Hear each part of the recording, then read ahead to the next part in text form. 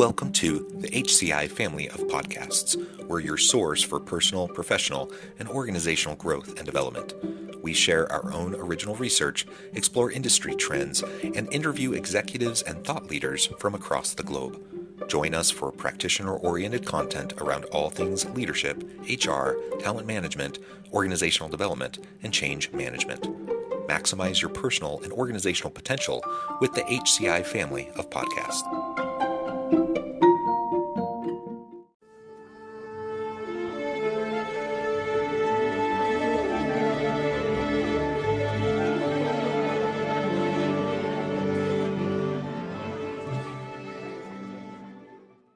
Andres Lares, welcome to the conversation today. Thank you very much for having me, John. It is a pleasure to be with you. You're joining us from Baltimore. I'm south of Salt Lake City in Utah. And today we're going to be talking about negotiation and influencing for success. Success in life, success in relationships, success in work and business. And I'm just thrilled to have this conversation with you today. As we get started, I wanted to share Andres' bio with everybody. Andres Lares is the managing partner at Shapiro Negotiations Institute. As such, he is responsible for the day-to-day operations. He also continues to serve as a negotiation trainer and coach with an emphasis on sports and develop new initiatives such as interactive online training and virtual reality-based negotiation simulations. Super fascinating. I'm excited to hear more about that. But before we dive on into the conversation, anything else you would like to highlight by way of your background or personal context? Not much other than you might sense that. So I'm Venezuelan originally, hence the name, and then you might hear an accent because I mainly grew up in Canada. So that's just for folks that are wondering why I pronounce things a little bit different than they're used to. Yeah, well, no, that's wonderful. Thank you. And tell us, why don't you start off by just telling us a little bit about the Shapiro Negotiations Institute first, and then we can get into more of like what you do there. Sure. So it's SNI is a 29-year-old company. It was founded by a gentleman named Ron Shapiro, who was known really for being a mega sports agent. So he actually was an attorney for a long time. So he ran a very prominent law firm. And this was kind of his baby in the sense that he had something he had wanted to do for a long time. So 29 years ago, he started it. And what made it unique is so it was a negotiation training company. What made it unique is and I think unique in the sense, especially as a sports agent. So, for anyone listening in, and for you, John, when I think of sports agents, and most people think of sports agents, they're not thinking warm and fuzzy feelings, I don't think. It's what made it unique is when he started this, he was still an active sports agent. And this first set of clients were the owners of the teams he had been negotiating with. And so that was the kind of relationship he had with them. So he was still getting these massive deals. And that was kind of the beginning. And then it really kind of has developed into a corporate training company. We do negotiation influence training all over the world in 7 languages, still based in Baltimore. But, what does being based out of Baltimore mean anymore with remote work and travel and everything else? And so, yeah, no, and then there's a bit of a sports, theme still in the sense that we advise sports teams. So that's kind of still remained. But now we work with a lot of the kind of the Fortune 5000 type. So that's kind of who we are and what we do. Yeah. So still the sports theme, but like you said, you've branched out into more corporate work. Yep. So tell us a little bit more about really the role of negotiation and influencing. Obviously, in the world of a sports agent, that's everything. Everyone's seen Jerry Maguire, Show Me the Money. Like, it brings chills to people. It's a fun movie. All of that, right? So I think everyone understands why negotiation is super important in that world. Why would this organization start to branch into more corporate types of trainings, and what are some of the types of things that you do to more of just a general corporate audience? For sure, and I think it goes back to actually the way you started, talking about how this episode might be valuable for folks negotiating it, whether it's personal lives, professional lives. We're negotiating all the time. So the sports team continues, but it's only about 25% of our work, right? So definitely corporate work is by far the lion's share at this point, and that's where a lot of the opportunities and growth are. And so what we typically do is if you think of the most common positions that are negotiating all the time, it's, sales forces, for example, right? So salespeople are negotiating all the time. Yeah. But negotiating is interesting. And this goes into why it's also used in our personal lives, professional lives, because negotiating, when people think of negotiating, think of kind of like, you're at a flea market, you're negotiating, I'll pay 20, now they say 10, you go back and forth. Right. Or you're buying a used car, right? But what happens is negotiating is for access, right? So we're in the pharmaceutical space training salespeople. They're negotiating for access to the decision makers.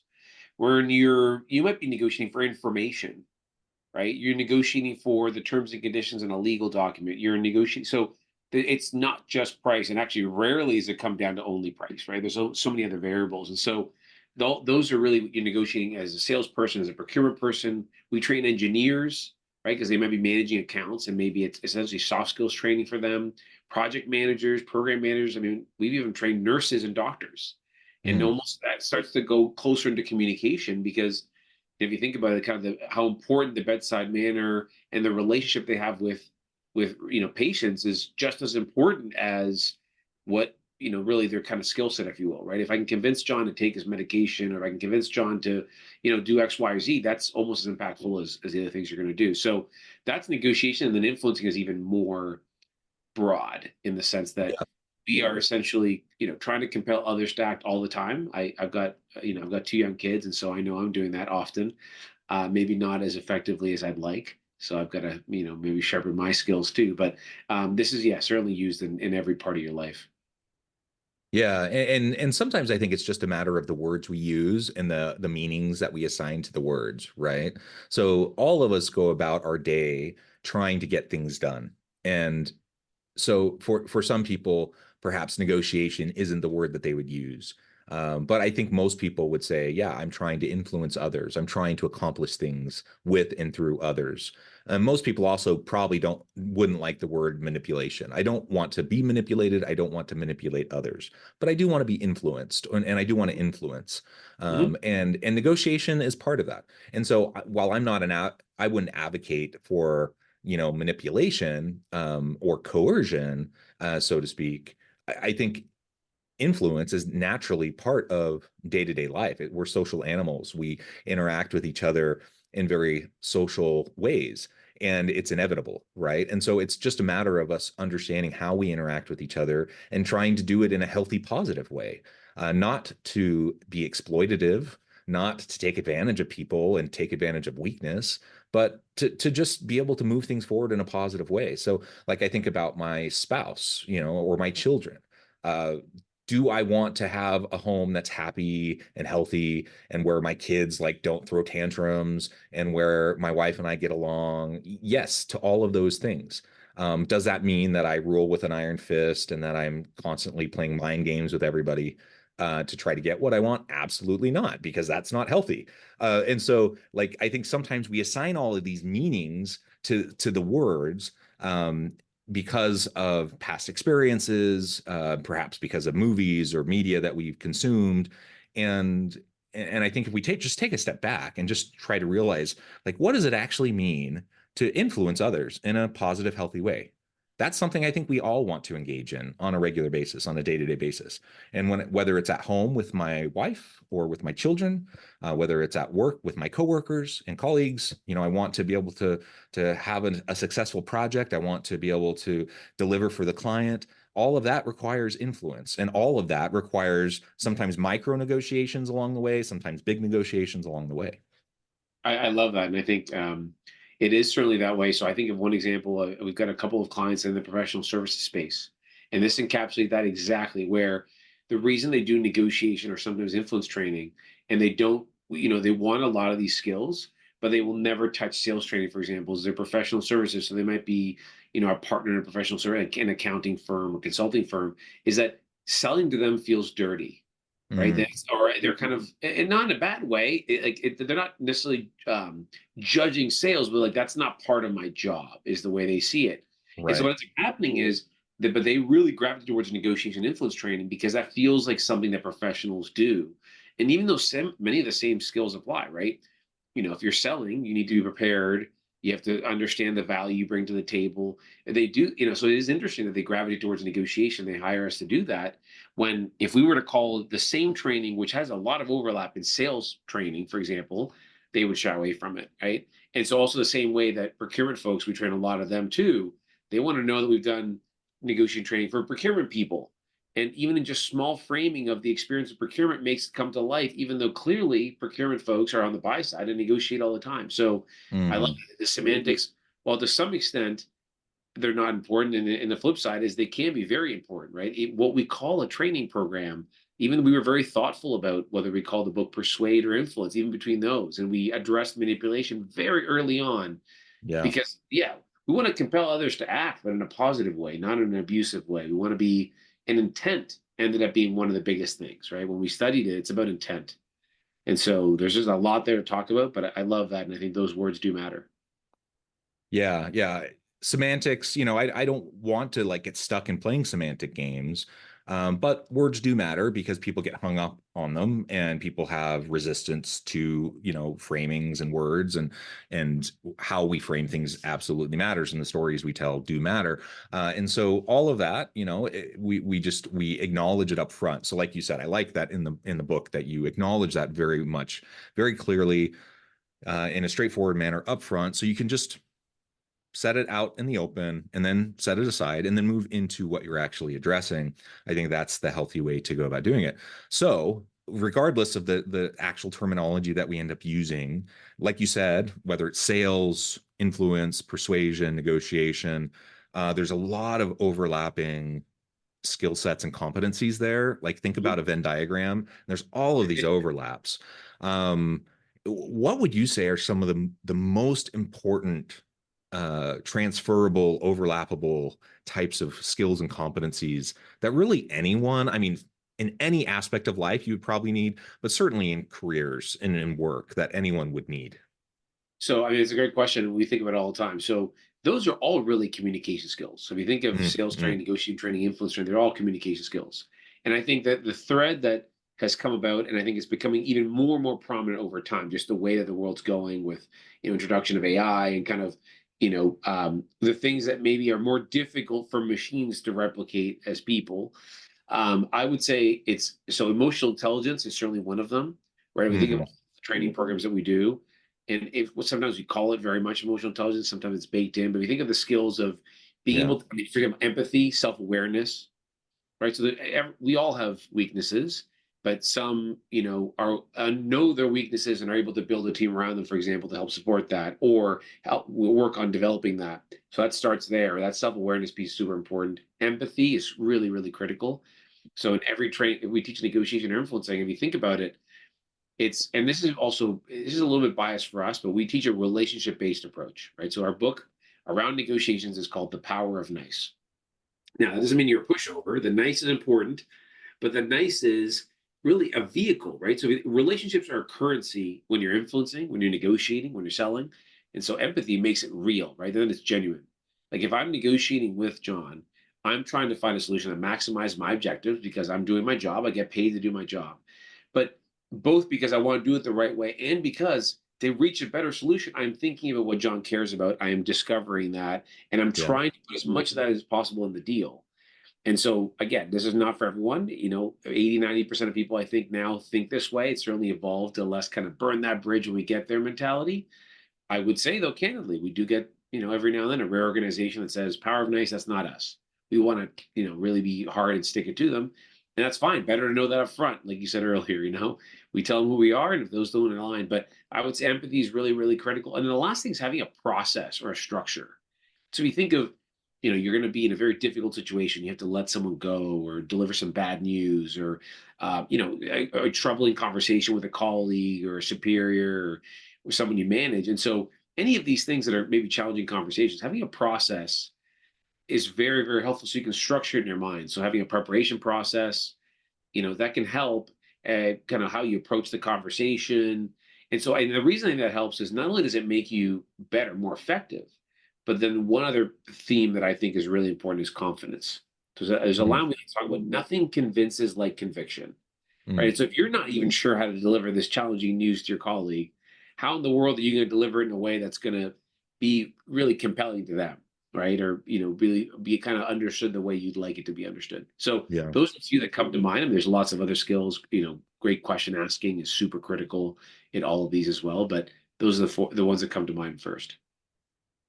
Yeah, yeah, and all of those are different aspects, like you said, of communication, of the question asking that you just shared right at the tail end of that, I think is so important.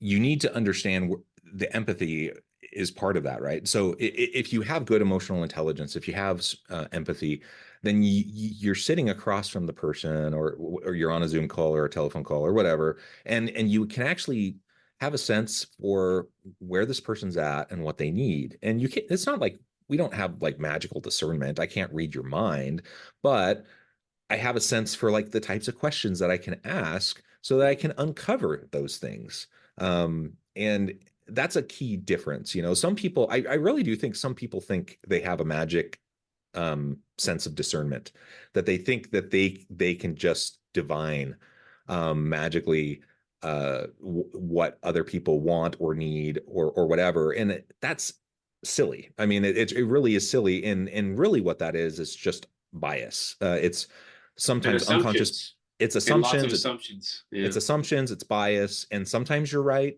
but a lot of times you're wrong, and you're probably going to end up shooting yourself in the foot more often than not. And so what it really comes down to is just having like the intellectual humility to ask questions and to really be attuned to what people are saying and their body language and like how they're being with you as they're responding to the questions that you're asking, and that you're asking the right types of questions.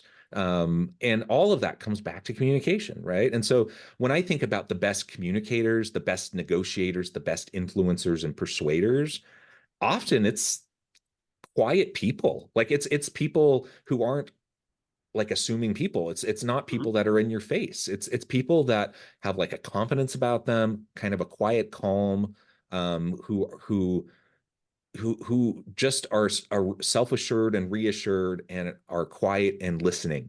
And they listen hard. They listen more than they speak, you know, kind of that old trope.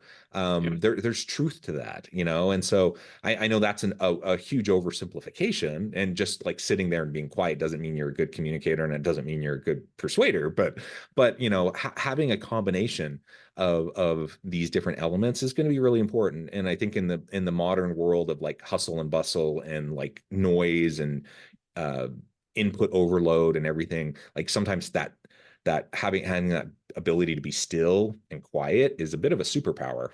So that's maybe something we can flex a little bit more.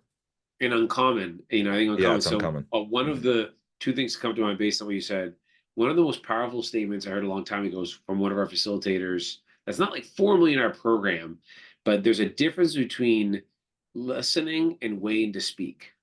Sure. Yeah. And I think that while that is such a simple concept, I mean is like life changing to me. This is like very early on in my career, and that's always stuck with me. And so I think about, and now I take notes. I've got a remarkable, and I've got it here, and I take notes because then I feel like I take a couple of notes as I'm listening, and so then I don't have to worry about or what I'm going to say. I don't have to think about it all. I can truly listen. And I think what I've layered on top of that is genuine curiosity. Everything you talked Yeah. about, Yeah. it's led by genuine curiosity, and that I would say that's, if you're asking questions because you're curious, and you said the word humility, like if you're humble, if you're actually looking to learn, which is very different because even step one is you got to be willing not to be talking the whole time.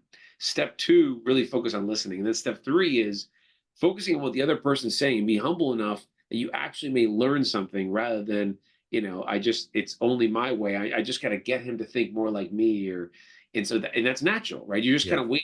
Oh, yeah, perfect. Because now there's a gap, and I can communicate what I've been waiting to communicate. And so I think humility, curiosity, and it's funny. Think of how many courses now teach like authenticity and being genuine. And it's amazing we've gotten to a point we have to remind people that you should actually be yourself and be genuine. So I think, unfortunately, all the competing priorities that we have and scaling and automation and technology, that's sometimes forgotten. But that's what makes the personal touch, I think, so impactful still.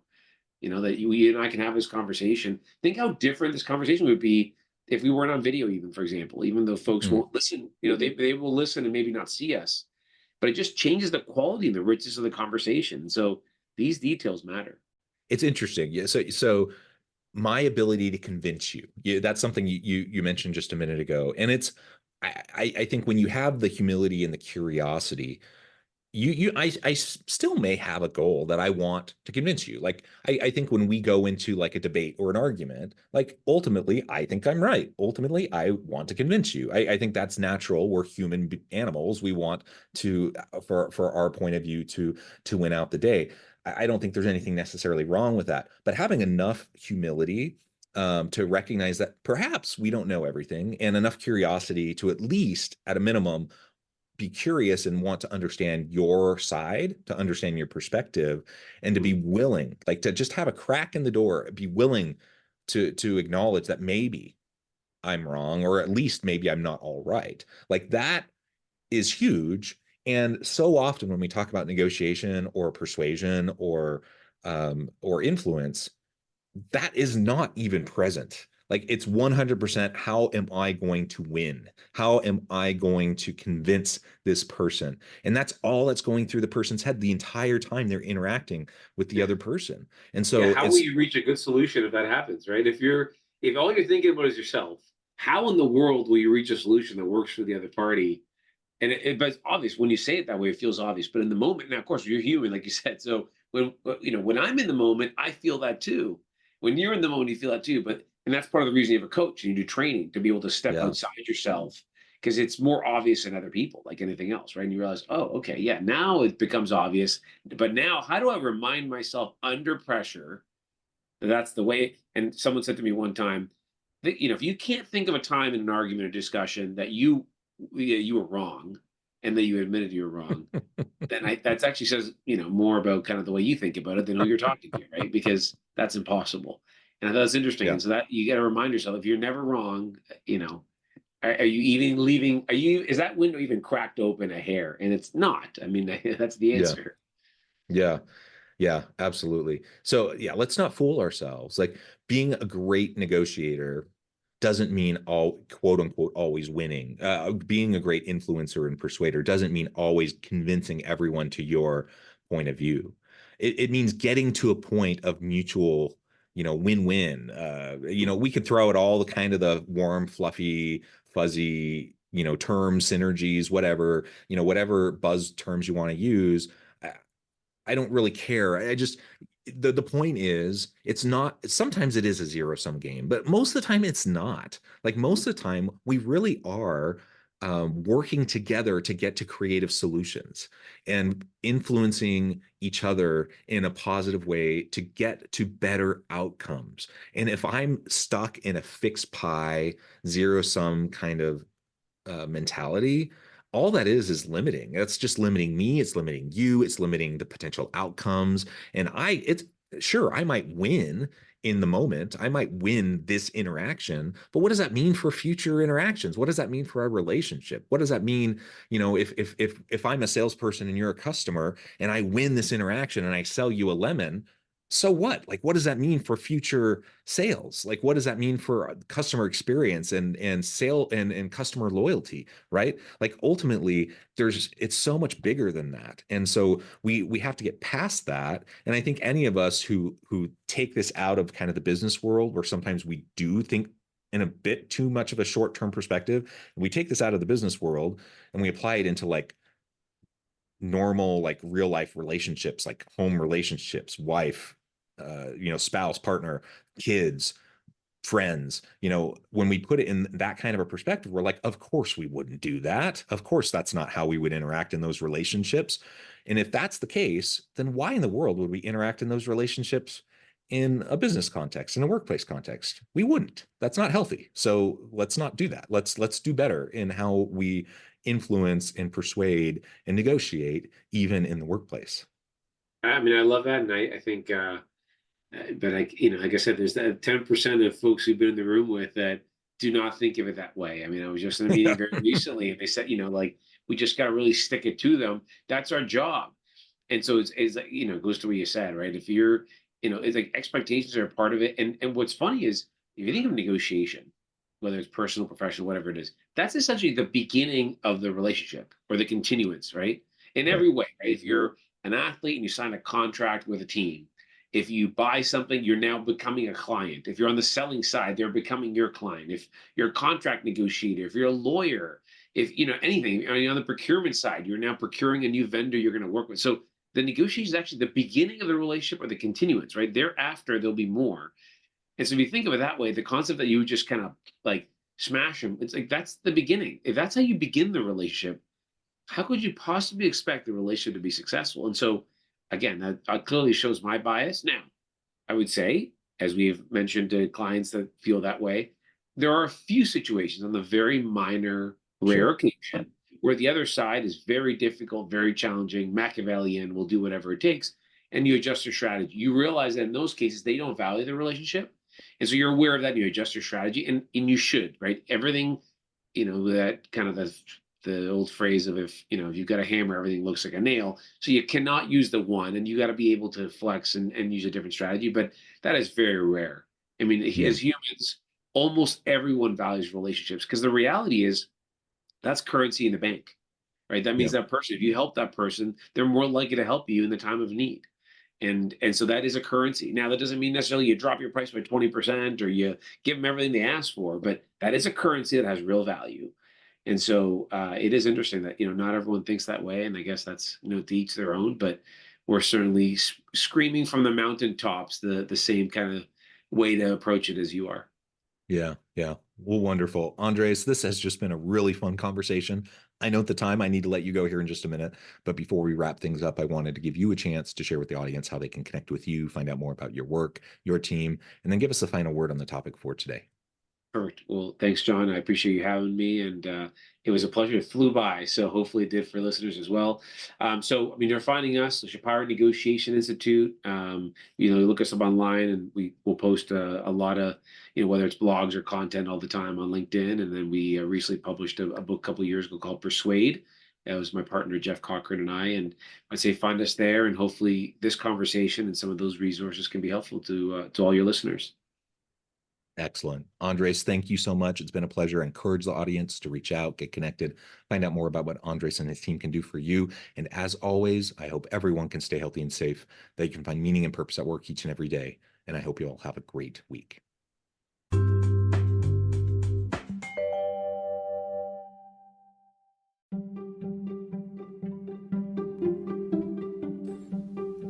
Thanks for joining us for this episode of the podcast. We hope you stay healthy and safe, and please join us again soon.